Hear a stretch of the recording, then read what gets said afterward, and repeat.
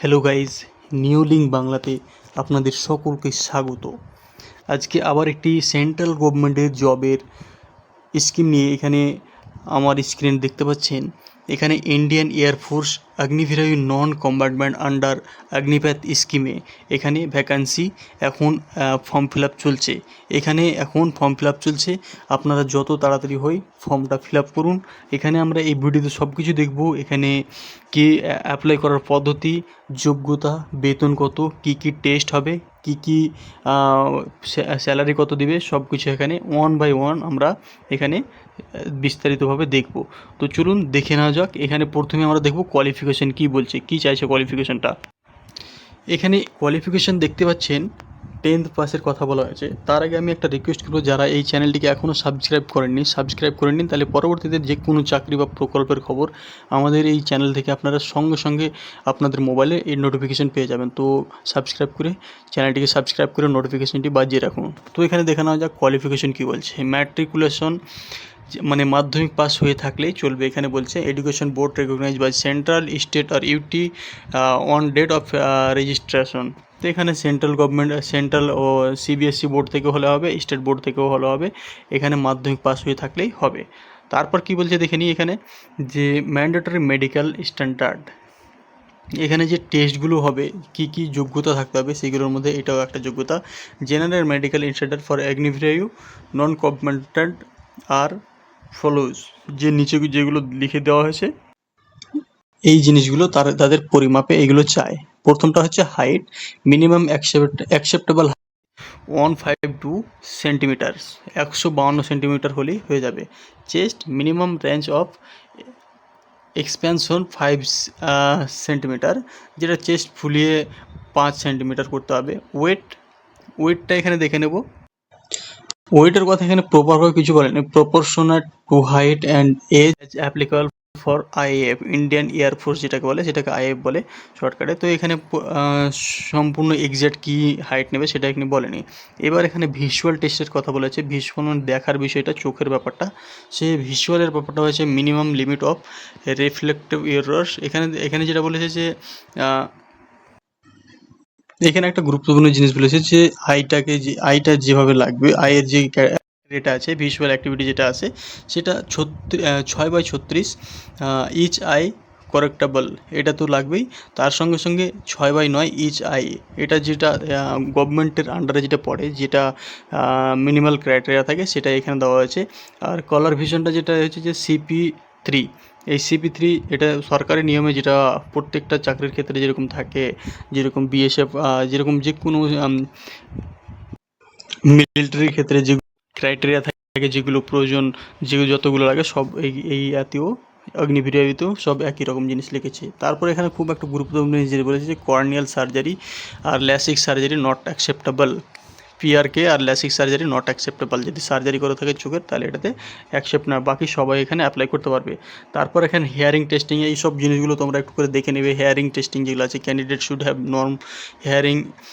Normal hearing শুনতে হবে। আর একটা জিনিস বলেছে যে ডিস্টেন্স অফ 6 মিটার ডিস্টেন্স থেকে তোমাকে মিনিমাম কথাগুলো শুনতে হবে। তো এগুলো আরও এখানে অনেক বড় একটা পেপার রয়েছে, যেটা নোটিফিকেশানটা। তো এখানে অনেকগুলো জিনিস রয়েছে, তো মেইন যেগুলো পয়েন্ট সেগুলো আমি তোমাদের সঙ্গে আলোচনা করব। তো এখানে যেটা হচ্ছে যে জেন্ডার ইকুয়ালিটি, জেন্ডারের কথা বলেছে।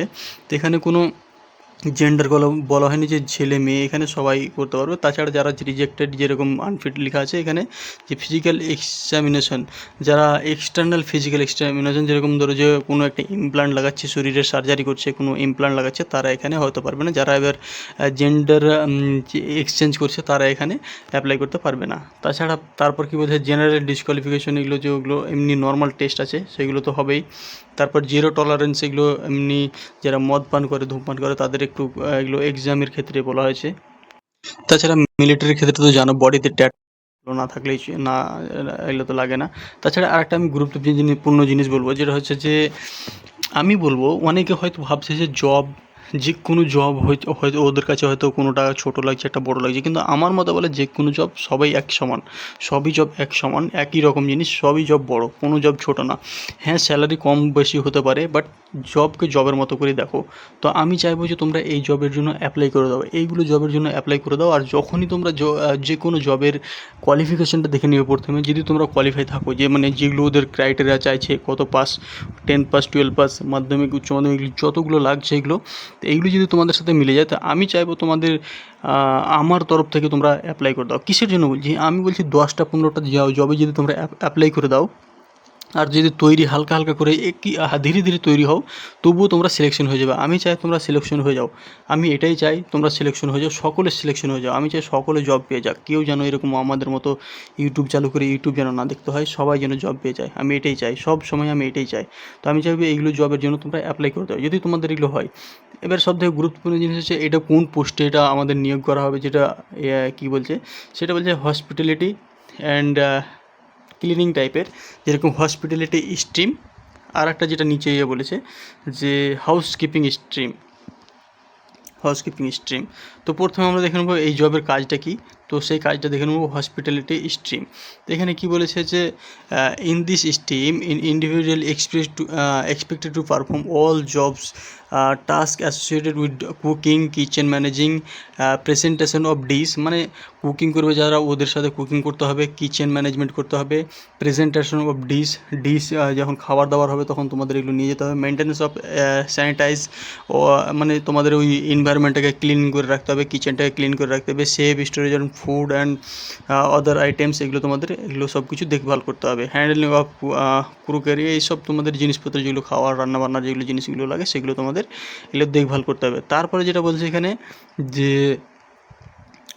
হাউসকিপিং স্ট্রিম, তো এটার জন্য যেগুলো আছে তোমরা একবার দেখে নেবে। In this stream in individual to expected to perform all jobs task associated with cleaning of floor, roads, room, bathroom, commodes, এইসব জিনিসগুলো যেগুলো এসেন্সিয়াল জিনিস, আমরা আমরা কিংবা যারা এয়ারফোর্সেরা যারা এগুলো করে নর্মালি দিনে ইউজ করে, সেইগুলো জিনিসকে তোমরা আবার নতুন করে পরিষ্কার করে দেবে। তার জন্য এগুলো ভ্যাকান্সিটা রয়েছে, এইগুলোই কাজ করতে হবে, বেশি বড় কাজ না, এগুলো নর্মালি কাজ, এগুলো সবাই করতে পারবে এই সব জিনিসগুলো। তারপর আমরা স্যালারিটা নিজের চোখে দেখে নেবো, স্যালারিটা কত বলছে আর কোথায় কোথায় এগুলো ভ্যাকান্সিটা রয়েছে। তো এখানে বলে রাখি, এগুলো ইন্ডিয়ার প্রত্যেকটা জেলাতে, প্রত্যেকটা রাজ্যতে এগুলো ভ্যাকান্সি আছে। তবে আমাদের ওয়েস্ট বেঙ্গলের জন্য সবথেকে ভালো ব্যাপার হচ্ছে ওয়েস্ট বেঙ্গলেও এখানে ভ্যাকান্সি রয়েছে। তাছাড়া সঙ্গে সঙ্গে এবার আসাম, এই সব সাইডেও আমাদের এখানে ভ্যাকান্সি রয়েছে। তো আমরা প্রথমে দেখে নেবো ওয়েস্ট বেঙ্গলের কোথায় কোথায় ভ্যাকান্সিটা রয়েছে। তো আমরা প্রথমে চলে যাবো এক সেকেন্ড আমরা চলে যাব এই দিকে, চলে এসে যে দেখো কম্পার্টমেন্ট কালাইকুন্দা দেখতে পাচ্ছ, কালাইকুন্দা এয়ারফোর্স কমান্ডিং এয়ারফোর্স স্টেশন, এই ওয়েস্ট বেঙ্গল, মেদিনীপুর ওয়েস্ট বেঙ্গল। তারপর আছে দেখতে পাচ্ছ ওয়েস্ট বেঙ্গল আর একটা জিনিস আছে পালতা গেট, এই যে বেঙ্গল ইনামেল ডিস্ট্রিক্ট, 24 পরগনা, হ্যাঁ ওয়েস্ট বেঙ্গল, এটাও একটা আছে। আর আরও অনেকগুলো আছে, যেরকম আসামের সাইডে এগুলো চলে গেলো, এই যে আসামের সাইডে এগুলো দেখতে পাচ্ছ সবগুলো আসাম। আর আলিপুরদুয়ার এগুলো এই সাইডে সবগুলো আছে। আমাদের ওয়েস্ট বেঙ্গলে আরও কয়েকটি আছে, যেরকম হচ্ছে যে এই যে দেখতে পাচ্ছ বাগডোগরা এয়ারপোর্ট ওখানে আছে, এগুলো আসামের দিকে চলে গেলো। এইভাবে অনেকগুলো এখানে ভ্যাকান্সি রয়েছে। তো তোমরা, আমি চাই ওয়েস্ট বেঙ্গল, এটা ওয়েস্ট বেঙ্গল, এগুলো সব আসাম, কিছু কিছু আসাম রয়েছে। তো আমি চাই তোমরা এগুলোর জন্য অ্যাপ্লাই করে দাও। ওয়েস্ট বেঙ্গলের অনেকগুলো রয়েছে, যে এইগুলো ওয়েস্ট বেঙ্গল, সালুয়া, এইসব পাকুড় ডিস্ট্রিক্ট, এইসব জায়গাতে অনেক ভ্যাকান্সি রয়েছে। তো এগুলো তো তোমরা অ্যাপ্লাই করে দাও। অ্যাপ্লাই করতে হয়তো অল্প পয়সা লাগছে, ঠিক আছে, কিন্তু তোমাদের যদি সিলেকশন হয়ে যেত, পুরো লাইফটা বুঝতে পারছো কতটা উন্নত হয়ে যাবে। কিন্তু হ্যাঁ, আর একটা জিনিস, এখানে পে স্কেলটা দেখে নেবো। তো পে স্কেলটার এখানে আমরা দেখতে গেলে দেখবো 30,000 টাকা প্রথম, এখানে 4 বছর, অ্যাকচুয়ালি অগ্নিবীর যেরকম 4 বছরের হয়, সেরকম এটাও 4 বছরের। প্রথম ইয়ার পাওয়া যাবে 30,000 টাকা করে, তারপর পাওয়া যাবে 33,000 টাকা করে, তারপর 36,000 টাকা করে পাওয়া যাবে, তারপর 40,000 টাকা করে পাওয়া যাবে।